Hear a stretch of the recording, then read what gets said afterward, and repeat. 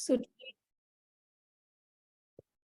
for today, we have verses 15, 16, and 17 lined up of chapter 9, which is the Rajavidya Raj Guyam Yoga. I will chant verse number 15. Jnana yagena chapanye yajanto mamupasate ekatvena prathaktvena bahuda veshvato mukham. So, the previous verse we talked about how worship is done. Here we are talking about, the verse translates to, yet others sacrificing by the yajna of knowledge worship me as one, as distinct, and as manifold, facing all directions. Let's look at the words. Jnani again. So Jnana is knowledge, again yajna. So Jnani again by sacrifice of knowledge, or by yajna of knowledge. Cha and api also, anya others, yajanta sacrificing, mam me, upasate worship, ekatvain by one, ekatvain, ek is one, ekatvain becomes by one, prathakvain by many, separate, distinct, bahuda by manifold or various, vishvato mukham with your mukh in all directions, vish in the world. Okay, so that means facing all directions. This is what the word means. So yet others sacrificing by the sacrifice of knowledge worship me as one, as distinct, and as manifold, facing all directions. Right? Let's chant it together. Jnana yagena chapyanye yajanto mamupasate ekatvena prathakvena bahuda vishvato mukham. So as we just recollected that the previous verses talked about firstly yoga, the importance of the union with the self, and we talked about the path of action for the body, and bhakti yoga or devotion for the mind. And the previous verse was actually talking about bhakti yoga when we talked about prostrating before me, worshipping me with devotion, which is bhakti, right? This verse now is specifically addressing the path of knowledge, Jnana Yoga, which is the yoga of intellect on to knowledge. Now, first and foremost, we have to understand that in spirituality, knowledge does not mean degrees, that, I've done this course from there, I've done a PhD in theism or atheism, and I have done a scholarship in Bhagavad Gita in Sanskrit and blah, blah, blah. It doesn't mean that. That is not the point. It means what we have to understand, that by spirituality or path of knowledge in spirituality means how much have we internalized, what have we understood, and how much of it has become a part of our life and our personality. So what all have we assimilated from the scriptures? And therefore, just when we were recapping the verses, I said that, okay, I mean, people dwelling in a body,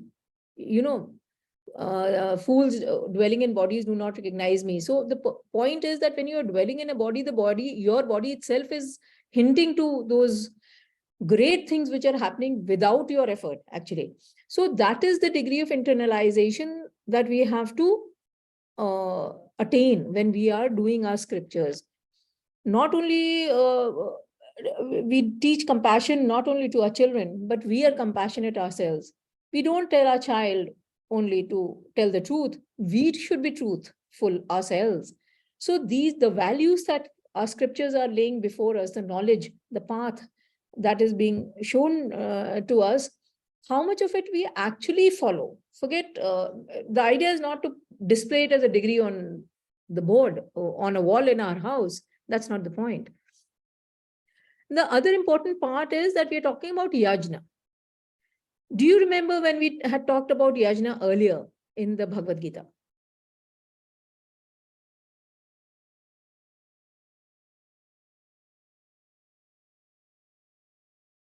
As far back as chapter 3, okay, we had talked of yajna.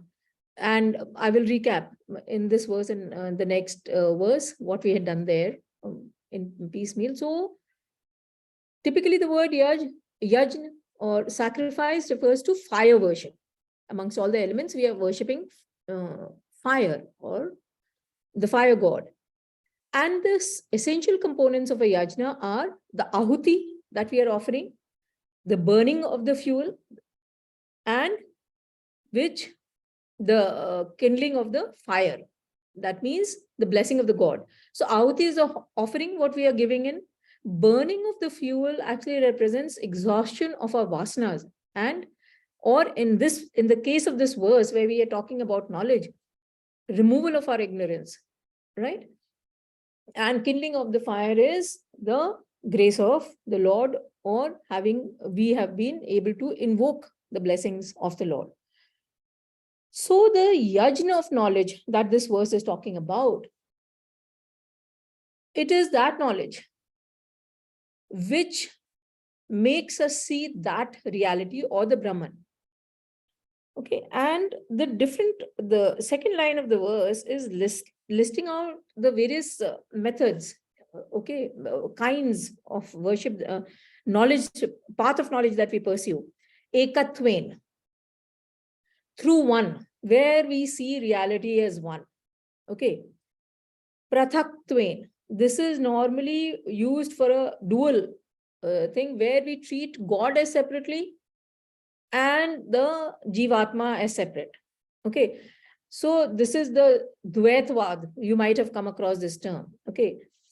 So that is the Prathakvain, where there is distinction between that supreme reality and the Jivatma. Bahuda, Vishvato Mukham. So manifold, which are facing in different directions, which is the cosmic form of that Brahman. Okay. So these three broad paths are laid out before us. The point is that you follow any which path. You believe in one Brahman reality, which is Advaitvad, that is good. You believe in duality, that is also okay. You believe in manifold path or that Vishwaroop, the cosmic form of the Brahman, that is also okay. It doesn't matter. Ultimately, you'll reach Brahman through all these paths. You see, the thing is, ultimately, what will happen from manifold will come to the dual form, then from the dual form, you'll come to that one God. But whatever is more, in line, in tune with your personality, with your way of thinking, that is a path you follow. See, it's like from Delhi to Chandigarh, if you want to travel, there are many routes available for you. You can go on the ring road and go straight, hit Dwarika, or you can take the eastern peripheral highway. It doesn't matter. Now, depending upon whether you are in a hurry to go for a meeting, you might like to take the shortest route. If you're with your family, then you might like to go out on a slightly longer route and enjoy the beauty of that path also. So it doesn't matter. Ultimately, you'll reach Chandigarh. Same thing, whichever path is more conducive with your line of thinking, your way of thinking, that is what you should adopt. The underlying principle is that though the manner of worship may take many forms, it is to be done with complete faith and 24/7. And then we will reach that one reality. This is also covered in the next few verses, that other two verses that we are doing. I mean, where we are listing out all methods or all ways in which Brahman can be known actually. So here the underlying principle, when we talk of reality or the true knowledge, the concept is of unity and not diversity. Or you see unity in the diverse forms. And that is what true knowledge is. We start seeing oneness across what we see in the creation. It makes us see the self within us and the entire creation. And once we know this, our delusion is removed. So that is the yajna, and our ignorance is gone. An example to highlight this would be our body. See, it is my eyes. When I look at my eyes, they can only see. My ears can only hear. Hands can grasp, and so on and so forth. So each part of the body is doing a different function, but we treat the whole body as my body, right? In fact, we take care of that particular part of a body which is under some pain, and we ensure that it is sufficiently rested, right? So this is unity in diversity. I mean, the body consists of many organs and functions and etc. instruments, but we treat it as one and handle it as one. Another example is that when we, as kids, we used to go to the circus, and you had this hall of mirrors, right? So you had those concave and convex kind of mirrors. We would go there, laugh at our images in those mirrors, right? But we were never deluded. We knew it was us, and we were not worried that I've become fat or I've become short or I've become so tall. We knew it was dependent on the reflecting surface. So that much knowledge we had, that the reflection is mine. And the different reflections are being produced based on the reflecting surface. Similarly, once we understand that whatever differentiation or different personality we are seeing in the world is actually that Brahman being reflected differently from the different reflecting surfaces. So someone appears to be a Mahatma, another appears to be a criminal, and so on and so forth. We will get over this plurality of name and form. We will start seeing oneness across the entire creation and start seeing the unifying principle, which is the Brahman. And that is when we become Jnani. And I would, of course, like to recollect verse 6 of Ish Upanishad, which says, Yastu Sarvani Bhutanyat Maneva Vanu Pashyati Sarva Bhuteshu Chatmanam Tato Na Vijugupsate. So in that state, when a person sees God in all beings and all beings in God, such a person does not detest or hate anyone, because they're all different reflections of that Brahman. He understands that. Let's move on to verse number 16.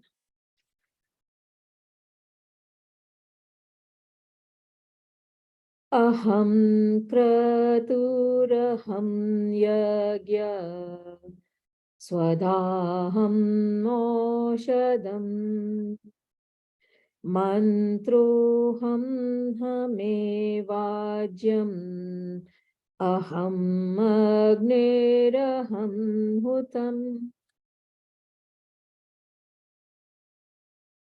I am the kratu, or the Vedic ritual.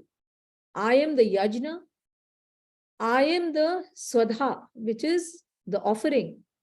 I am the aushadha, or the herb, medicinal herb. I am the mantra, the chant. I am the ajyam, or the clarified butter. I am the fire, or the agni. I am the hutam, the burnt offering. A brilliant verse. Let's take this up word by word. Aham is I. Krutum is the Vedic ritual of actually yajna. In the Vedic times, it was called Kratu. Later on, it has become yajna. Aham, again, I. Yajna, sacrifice. Swadha is the offering. Aham, I. Then again, aham, I. Aushadham, the herbs, medicinal herbs which are used in the ritual of yajna. Mantra is the chant, the those of while we are offering, we chant the mantra. Those I am the mantra. Ahem again is I. Aham I. Ev alone. Ajyam is clarified butter. Aham is I. Agni fire. Aham I. Hutam is the burnt offering. So what Krishna, speaking at the level from the level of the Brahman, is saying that I am the ritual, I am the sacrifice, I am the offering, I am the herb, I am the chant, I am the butter, I am the fire, and I am the offering, burnt offering, the what comes out. Right? Let's chant it together and then we'll discuss it in detail. Aham Turaham Yajna Vadhaham Noshadham Mantro aham hamevajya aham agneraham bhutam. So in the Vedic ritual of yajna, which we had covered as far back as verse 9 of chapter 3, when we had talked of yajna, and where Krishna, see, chapter 3 was, what was the name of the chapter?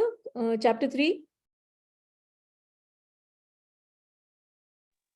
Karma Yoga, right. So where we were being taught the technique of right action because we have to act, and when we are acting, we might as well act correctly, right? So at that point of time, in verse 9, Krishna had said, this world is bound by action, other than those performed for the sake of yajna, or Kanteya.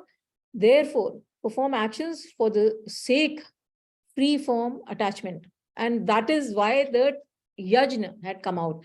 And I think in chapter 4, we had also covered how all activities, right from the time where an impression or an impulse enters us till the time we act, how at each step we can convert it into a form of a yajna. You may like to go through that. I think that was verses 25 to 35 of chapter 4. All the internal and external, activities that are taking place within us, how they can be converted to a havan or a yajna. Actually, yajna and havan are different things. So now let's take up this ritual. Once again, at that time, we had discussed this in detail. Now, the fire worship ritual during the Vedic time was called Kratu, and today we call it yajna. It has a deep philosophical significance. We worship the Agni, or the fire god, and we build a kund. Actually, these days we use a copper vessel, but traditionally we used to build a mud or a brick walled kund. And the priests would light the firewood in the kund, chanting the mantra. Now, see, all those words are being used here, and we must keep recollecting. So they chant the mantra. People practice by contributing grain, swadha, which the verse is saying, aushadhi, or herbs, and ajyam, or the clarified butter. All this was placed in a common pile. And then, as the ritual progressed, the priests would chant the mantra, and the participants would give the offering, ahuti or hutam. Hutam is the word that is used in this verse. Ahuti is also a synonym here, in the fire or the agni. And as the hutam is offered, the flames shoot up, symbolizing the blessing of the fire. This process repeats till the time the offerings get over. The ashes at the end of the ritual are distributed as prasad to the participants, and they are smeared as three stripes on the forehead. And the yajna is completed by a visit to the closest temple. So this was the ritual. Now let us look at some of the elements here. See, what is the importance of the fire god here? We know, we have studied in chapters 7 and 8 and even here, that the lower nature of Brahman consists of the 5 Mahabhut, the Panch Mahabhut, which are space, air, fire, water, and earth. In that sequence, okay, out of these, fire is the first element that starts become visible to us, okay, and therefore it is seen as a medium which helps us connect to that unseen reality. So that is the significance of fire, okay. And just as a context, Indians have been really maligned and called fire worshippers and so on, particularly by our colonial rulers. But there is a significance, and therefore I wanted to share the significance of why fire is worshipped. Okay. Now, philosophical significance. The Kund is actually representing our field of activity. So it is our house, our family, our organization, our nation, our world, whatever we limit ourselves to, or, we can go anywhere. We are limitless actually, but that is our immediate field of activity. Ahuti or Hutam is our individual effort in the field of activity. And when we combine it in a pile with others' efforts, it becomes a common cause without selfish motives. This renders the action spiritual, which leads to burning of fuel. That means burning of vasanas, removal of vasanas. And in case of the current set of verses, removal of ignorance. Flames shooting up means success and peace. So success and peace in our worldly endeavors. Here we are talking about becoming closer to Brahman, reaching there. And the 3 stripes actually represent the transcending the 3 gunas, rajas or sattva, rajas, and tamas. So we have to be satisfied with what we are and transcend the 3 gunas. Entering the temple means that we have realized God. That is what it is. And in that chapter, we had actually talked about how all our human activities can be done in a spirit of service and sacrifice in our respective fields, so that we exhaust our vasanas and we are, we can move faster on the path to realize the self. We will then be able to work outside our comfort zone, do rational and correct and right action, surrender to a higher purpose in life, and a selfless goal for ourselves, towards which we will work without a selfish motive and attaining both material and inner peace. So yajna is the capacity to offer or to give up. And it is through this that we put in our efforts for a particular goal, and we maintain a balance and refrain from mental indulgence. So we grow spiritually through the practice of yajna. And it is only through yajna, and which means service and sacrifice, that we can get rid of the attachment that we have for the world.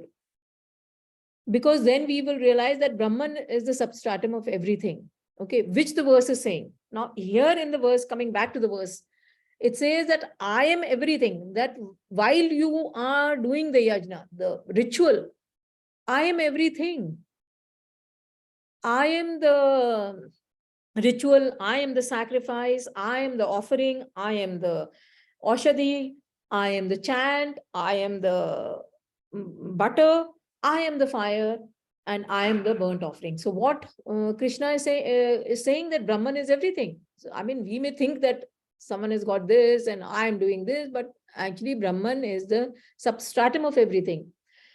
And the verses detailing every part of the ritual as Brahman, to drive home the point that Brahman is everything, in everything, and is everywhere.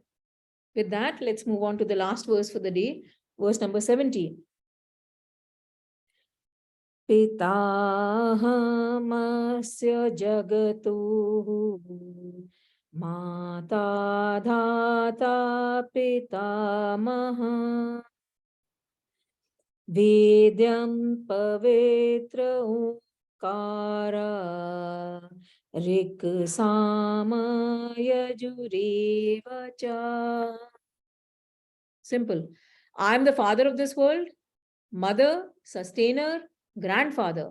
That which is to be known, purifier, the syllable Om, and also Rik, Sam, and Yaju, the three Vedas that we are talking about. Let's take this up word by word. Pita is father, Aham, I, Asya of this, Jagat, world, Mata, mother, Dhata, that which supports or sustains, Pitamaha is the grandfather, Vedyam, that which is to be known, Pavitram, purifier, Omkar, the syllable Om, Rik, Sam, and Yaju, we are talking of the three Vedas, Rig Ved, Samved, then Yajurved, just to get the fourth Ved out of everyone's mind, that you might be wondering why we are not mentioning the fourth, is that it was compiled later. It has not been mentioned here. Okay, so he's saying that I am the Vedas. Broadly, this is what the verse translates to. Well, not broadly, exactly to what it translates to. Let's chant it together. Pitahammasya jagatu mata dhata pitamaha Vedam pavitra omkara rik samya jurevacha. So another beautiful verse where Krishna continues enumerating the various manifestations of Brahman. In the last one, we had talked about the entire ritual of the yajna. Here he continues. Now let's look at each of these words. Pita and Mata. See, we are there because of our parents. Okay. So we are there because of our father and mother. They create the world for us. Then Dhata means the supporter or substratum of the world. Just as the substratum for cotton is the substratum for any cotton fabric. Okay. For the entire creation, Brahman is the Dhata. Then the word is Pitamaha, grandfather. Now, grandfather is beyond the father and the mother. So, father and mother are there because of the grandfather and grandmother, right? What it implies here is that the infinite being is the creator for us, okay? Or let's look at it now in detail so that it stays with us. One point that is being made is that, of course, biologically, we are there because of our parents. The second point being made is that not only are our father and mother part of Brahman, but they're creators. So our grandmothers and grandfathers, etc., are also Brahman. In fact, any living entity has Brahman as a substratum. It is Brahman from which all the waves, all the beings arise and into which they merge, just like that wave in ocean example. A wave has no existence apart from the ocean. Wave is born out of the ocean, is nothing but the ocean, and falls back into the ocean. Each wave has an individuality that is transient till it meets the ocean again. Similarly, for us, we are like the waves. So we come out of the Brahman, we for that finite portion, that time that we are out of Brahman, so to say, but we are still Brahman. And then when we die, we merge back into Brahman. So the individuality that is transient is also Brahman. So Brahman is the origin, the source, and the substratum of all beings. Again, Brahman means God, Lord, whatever, that one source that we all worship. The second point to be noted is that the worldly relationships are temporary, or our relationships with mortals are temporary. They are there only till the time our body lasts. So either I last or the other person lasts, the relationship exists. When any one of us passes away, that relationship is gone. We all experience this. It is only our relationship with Brahman that is eternal. So Lord is the eternal father, mother, and grandfather. That is the other way of looking at things. So how should we translate it to all our actions is that our love for our earthly relations, our father, mother, grandfather, etc., should gradually be turned divine or sublimated into love for that Lord.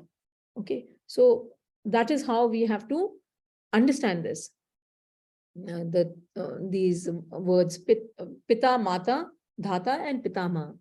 Now, let's move on to the word Vedyam. Okay, that which is the ultimate knowledge. This is the first word of the second line. That the ultimate knowledge or the experience where the human existence culminates, where human knowledge ends, which is the ultimate goal for mankind. There's nothing beyond that. So Vedyam represents that which is to be known. Pavitram means reaching which we become pure. We become pure how? Because nothing sticks to us. No action of ours sticks to us. Nothing taints us. And why does that happen? Any responses here? Because this is an old, we've been reading this, all that Karma Yoga and Gyan Karma Sannyas Yoga. This is what we were doing. Why do we become pure? Nothing sticks to us. No takers for my question. We dissolve our vasanas. We do an action for what is our obligatory duty. That is what we do. And we do not entertain new desires, and we sublimate our vasanas. So we become pure. Then we come to the word Om, which is the first and the most powerful sound of the universe. It is the sound which encompasses all sounds of the universe, and hence it is considered closest to Brahman. And studies are being done on this, and it is being found that this single word can produce powerful and positive vibrations that allow us to feel connected with the whole universe. Right? And then we come to the Rig, Sam, and Yajur, the Vedas.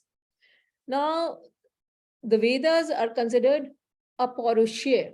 That means they were beyond man. Actually, they are documented, but actually they are said to have been revealed to the pure rishis of yore, okay, by God himself. And they represent the highest spiritual principles which will help mankind reach that ultimate Brahman. They describe Brahman as imperishable, changeless substratum. And Vedas, see, desire, we've been saying, desire is sin and so on and so forth. The only desire that the Vedas ordain, or which is not adharmic, which is in fact dharmic, is the desire for Brahman. And therefore, Vedas themselves are being considered as Brahman. So with that, we conclude